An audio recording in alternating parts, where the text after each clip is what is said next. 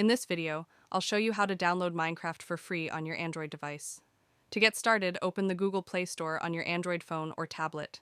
Once you're in, go to the search bar at the top and type in Minecraft, then hit search. You'll see a list of results related to Minecraft. The full version usually costs around €7.99, but don't worry. Scroll down a bit and look for the option called Minecraft Trial. Tap on Minecraft Trial.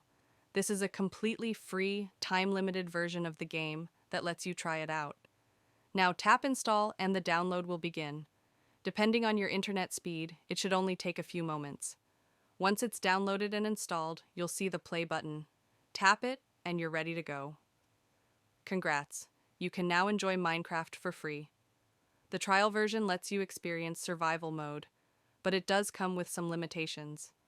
You won't be able to use creative mode or multiplayer unless you decide to upgrade to the full version later on. And that's it. A simple guide to playing Minecraft for free on your Android device. If you have any questions, feel free to drop them in the comments. And if this video helped you, make sure to give it a thumbs up and subscribe for more helpful tutorials like this one. Thanks for watching and have a great day.